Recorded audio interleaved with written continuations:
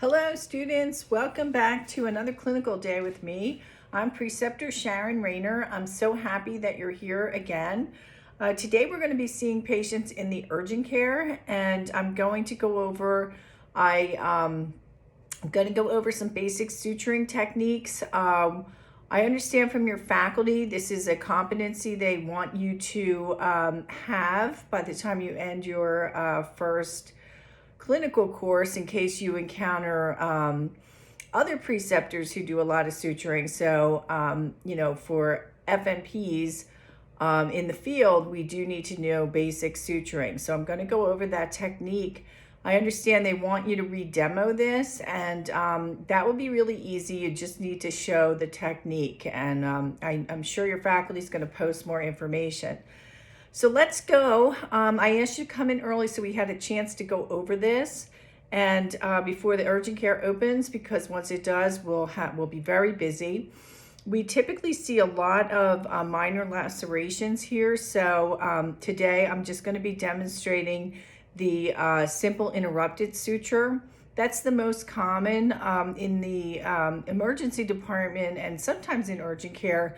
We do other techniques for wound closure, which involves stapling, and I'll go ahead and show you that too while we have time. And but we do other types of sutures too, like mattress, like a vertical mattress or horizontal mattress. Those aren't as common when you're just starting out. So again, it's the simple interrupted suture that I'm going to be demonstrating. So let's go ahead and get started. I have here our basic suture kit. And you will see that it includes the hemostat, scissors to cut the suture, and then the needle driver. Now these are available to you for practice at home, so hopefully everyone has gotten a suture practice kit. And these kits also come with monofilament, a nylon suture. Now your faculty will go over what types of suture. There's different types. They're going to go over skin and wounds a little bit more in depth, so that you understand the types of wounds and things to look for. The most important thing before you start to suture anything is to make sure the patient is positioned in a comfortable position, and so that you can work on the suture. So positioning, lighting is extremely important. You want to be able to have enough light. Remember, these are going to be bleeding. Most likely, if you're putting sutures in, it's probably an open wound that's bleeding. So you want to have plenty of gauze on hand, or some other types of gauze, either a gauze pack like this or some sterile gauze. You want to make sure before you start suturing that the wound is completely cleaned out, and most often someone is going to do that for you. In the urgent care, the wound will be ready by the time you go in to get the suturing. But if not, you will need to make sure the wound is clean. That is step number one. So let's go ahead and we are going to start to demonstrate the simple interrupted suture. I'm going to put, we do this under sterile conditions, although you don't need to use sterile water or saline necessarily to clean out a wound. If it's a minor wound, a lot of times you'll see us just tell patients to wash under, run water for a while. It's really important to do an extensive cleaning, but you can use tap water to clean wounds. But typically we will do a suture under sterile techniques. So just FYI, I'm sure your faculty doesn't need you to demonstrate sterile technique when you are sending in a demonstration of what you have learned. Okay, so to put in a basic suture, you want to set your workspace up. The most important thing is to anesthetize the wound. So you will have more information about that in your course about types of anesthetizing. There are many different blocks that you'll see, especially since we see a good amount of hand wounds. We like to use finger wounds. We like to use blocks to block the finger. In a wound like this, which would be possibly on an arm or a leg, we really don't need to block. We would just anesthetize. So there's techniques for that, and you want to make sure that before you go ahead and start suturing, that the patient has received some lidocaine and it's prepped for suturing. Okay, so once you do that, you can make sure that you have your gauze to clean the work area so you can make sure that you can see the wound correctly. I'm just going to go ahead and demonstrate how, if I were to anesthetize this wound. I have a needle here. I've drawn up my lidocaine. And you want to have bevel up, and you're simply going to go around the wound. Now, I understand this isn't something that you necessarily have to demonstrate for your faculty, but you should be aware of how to anesthetize around a wound. So this is going to require you to go all the way around the wound and inject lidocaine. Sometimes we do have to go inside the wound, but rarely we do. And that, we tend not to. We just tend to tell patients that we're going to go around the outer limits of the wound, right where we're going to be putting the sutures in, and they can and they relax a little bit more than thinking that you're going to, put the needle right inside the wound. Okay, so now we're going to have this wound. We're ready to go ahead and put sutures in, and we start off by getting our suture material. And then getting the needle. Yes, you do have to touch the needle in this process. You will see varying techniques on this. The best way to do this is to hold your hemostat as you would normally hold a hemostat, with 2 fingers, okay, with your thumb and your second finger. And I tend to not go right in the middle or not right at the end. I tend to go maybe a tiny bit above the end, and then you lock your hemostat so that your needle is locked in. That is a very important technique, okay? You want to lock in your needle. Now, you will see some people use their finger, and they'll do it this way. Surgeons don't like that. You really want to do it this way. You would have to use the needle driver in order to do this. I do tend to use this technique.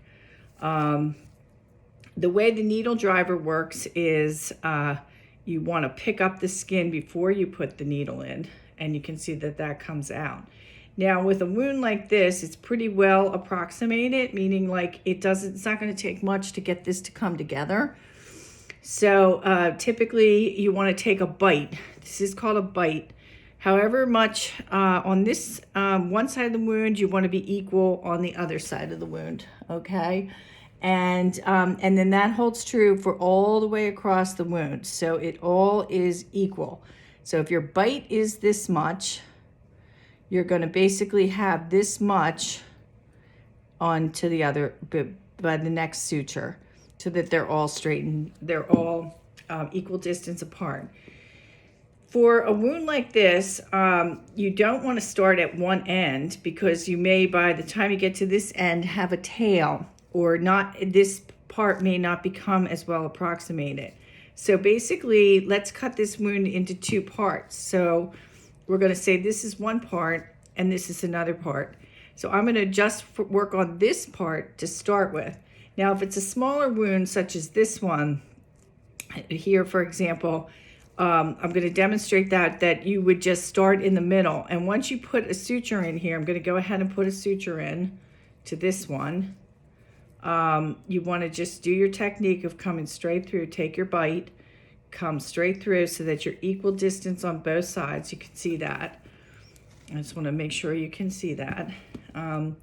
You let go of the needle. You make sure this is you unclamp your hemostat and then pull the needle through. Now you can, in this case, you want to be using your needle driver. I'm just using this thread because I have it open. Now you can also pick this up with your needle driver and pull it through. Okay, and you want to come all the way through.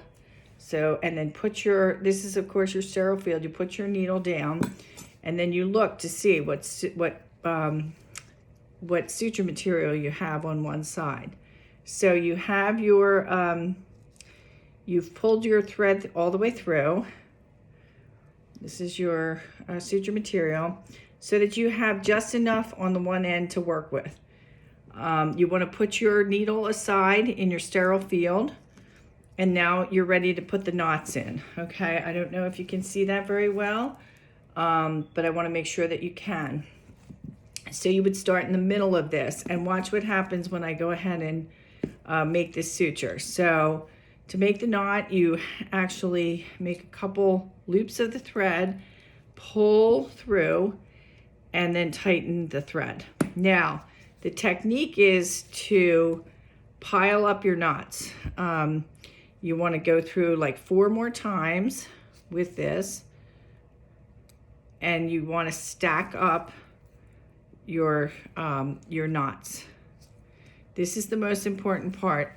It is really all in the wrist. When you are putting in the knot, you can see then how this looks, and it looks like the knots are piled on top of one another.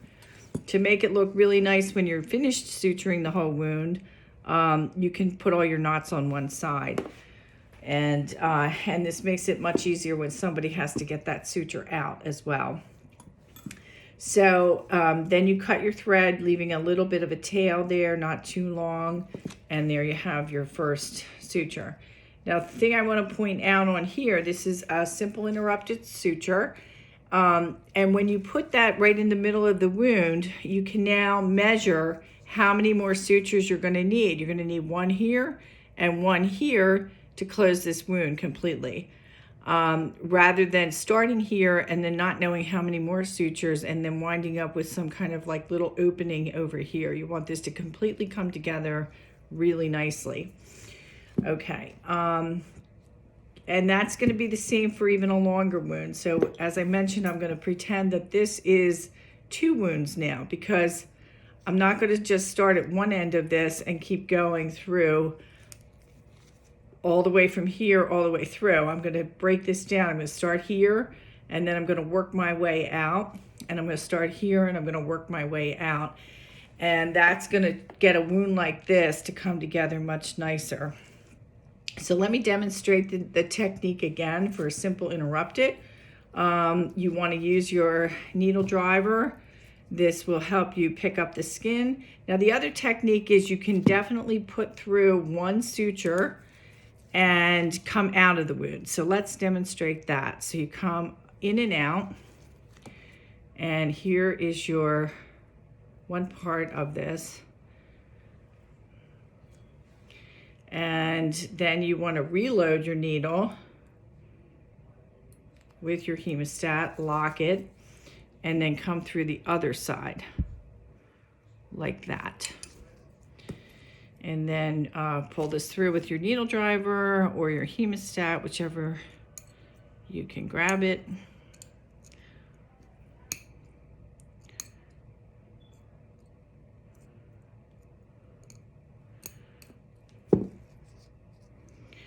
I usually use my hemostat.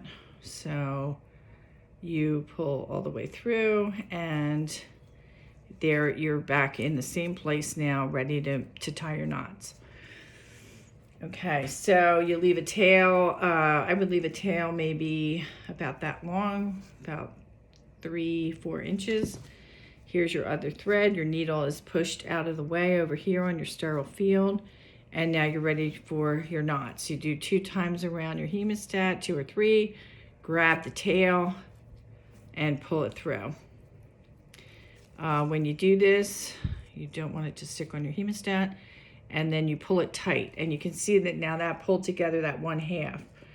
And then you start tying your knots. So 1, another 1, go a different way. Another 1 come back this way, and typically we'll do 3 or 4 knots. Okay, again, you see that the knots are stacked. They're stacked on top of each other.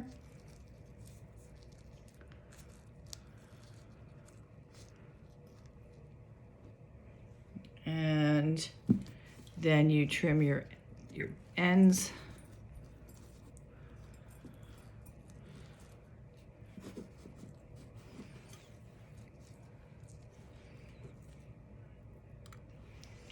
Okay, so that's how you're going to put your simple interrupted sutures in. And that's really all I think that you're going to need to demonstrate. Your faculty will give you some feedback. If you want to put a whole bunch of sutures in for practice, feel free. But then again, you want to take them out so that you can reuse and practice with your practice suture kit again. So in terms of taking out a suture, there's a suture kit. It usually comes like this, has a scissor and also a suture removal forceps. So when you're about to do this, you want to use the forceps, pull up on the threads now that you've got them all stacked up, and then simply cut the suture. Now, if these are tiny little sutures, and then pull it out. Very important that your suture that you put in comes out just as you put it in. You want to be able to see all the knots when you take your suture out. That is super important. You don't want any part of the suture left in. So I hope everybody can see that. And you want to take them back out so you can practice more. So you grab the knots and then you cut. Now, if these are tiny little sutures on, say, somebody's face, for example, we do a lot of 6/0 sutures on the face. Make sure your suture comes out completely and you can see all your knots. If it was a tiny little suture on the face, for example, I might use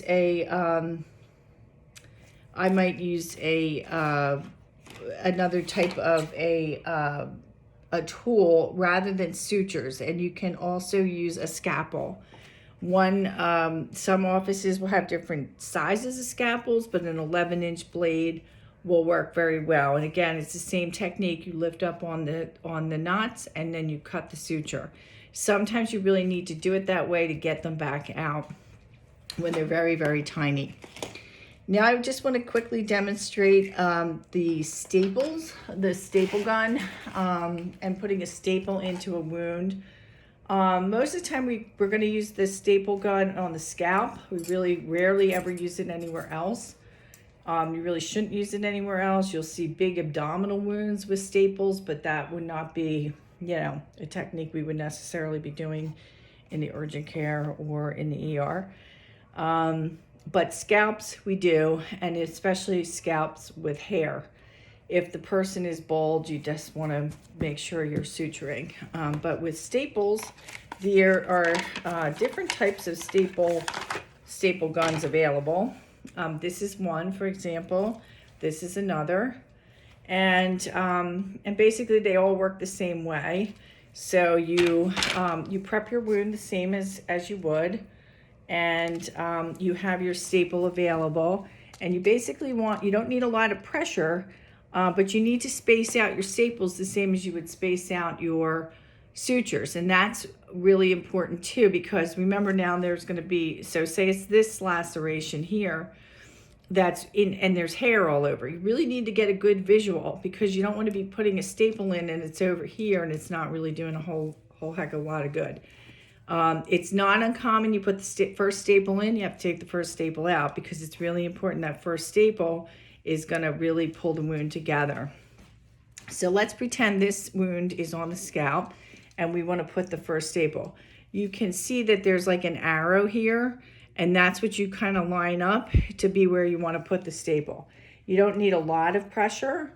But you need some pressure, okay? You can't just go like this and shoot the staple in. You definitely need a little bit of pressure. I'm putting just a tiny bit on here. If you can see my hand, Sometimes, depending on how big the wound is, you may need a partner to hold the wound together. That's really important too. If you're actually, if this wound's bleeding a lot, you can have someone there to help you and hold the wound there. But if you can get the wound to come together, this is how you would go ahead. You want to aim right for where that first staple is going to go, and you put in the staple. And actually, if that was fine, I might do one on the end here and then one on the end over here, just to space them out. So yeah, I probably would go ahead and put like one more here, which would bring that together, and one more here. So that would be like 3 staples. Okay, now the technique. Now people will come into primary care offices to have staples and stitches removed. Removing stitches is no big deal. You just have to make sure you get all of the stitches. If they're on the face, it's sometimes a little trickier. Like I said, you might need a scalpel to really get in there. And you would probably typically have that available at your office. The staple, however, you need to have a staple remover. So sometimes what will happen in primary care is the patient will show up with their staples in their head and a staple remover for you, because we sometimes will send it with the patient to get their staples removed if we don't want them to have to come back to the ER to do that. So this is a common staple remover, and it works by bending the staple up. Okay, so there's another one that I was able to find in our office here, which is very handy because it has actually the way that you do it. Sometimes these are confusing because you don't know which end is actually the end that you're going to use to push the staple. It's important to get under the staple with the double end and then push the one down in the middle. So let me go ahead and demonstrate that. You pull in, and then you can have the staple. You want to press right in the middle. You press, and the staple comes right out. So what you're technically doing is bending the staple to get it back out, and that's what it looks like when it comes out. So like I said, patients will show up in your office to get these taken out, and basically that's how you do it. You may have a tool that looks like this. It bends the staple and you can take them out. If there's ever any problem or anything like that, you would just send them back to the urgent care or back to the ER to have staples taken out. Okay, so that's the end of this technique. You can watch some of the other videos if you want. I think we're going to be practicing this a lot in the clinical area today, so please practice.